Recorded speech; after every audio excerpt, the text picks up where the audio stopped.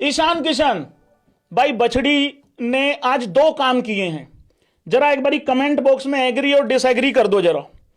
आज दो काम किए हैं ईशान किशन ने। एक तो उसने अपना यह बता दिया कि आ गया, और मेरी जो फॉर्म थी वो सिर्फ और सिर्फ डोमेस्टिक में ही नहीं थी, मेरी इंटरनेशनल क्रिकेट में भी इस तरीके की तबाही अब देखने को मिलेगी। इस लड़के को एक ऐसी ठोकर लगी है कि उस ठोकर के बाद ये इतना समझ गया है कि नॉर्मल क्रिकेट 130-40 के स्ट्राइक रेट से खेल के होगा कुछ नहीं। 164-65 के स्ट्राइक रेट से खेल के ईशान किशन, मतलब वो यशस्वी जायसवाल बाहर है, यशस्वी जायसवाल जैसे लड़के बाहर हैं 165 के स्ट्राइक रेट से खेल के। ईशान हालांकि एक विकेट कीपर भी है।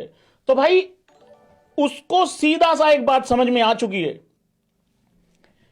उसको दो तीन बातें पल्ले पड़ गई हैं। एक तो ये 200-250 से नीचे का मीटर रखना नहीं है।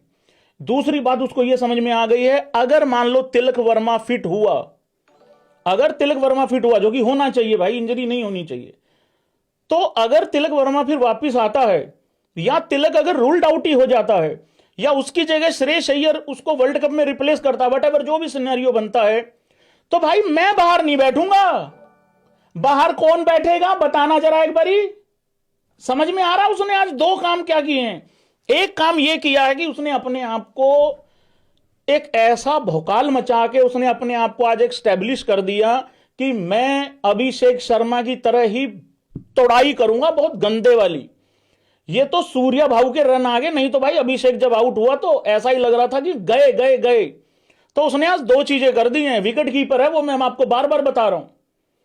अगर मान लो नंबर 3 पे कोई दूसरा लड़का आया जो कि फिट अगर हो जाता है, तिलक बाहर निकलेगा, फिर ये नहीं ईशान नहीं निकलेगा बाहर।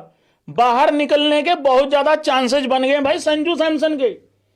और मैं यहां पे अब मैं पहले संजू पे आने से पहले भाई लोगों, ईशान किशन ने बहुत भौकाल मचाया भाई, कमाल कर दिया। भौकाल वैसे बार बार वर्ड यूज हो रहा है, ऐसा नहीं होना चाहिए भाई। मेरे पास ना शब्द नहीं है, बेसिकली तूफानी पारी यार भाई। ईशान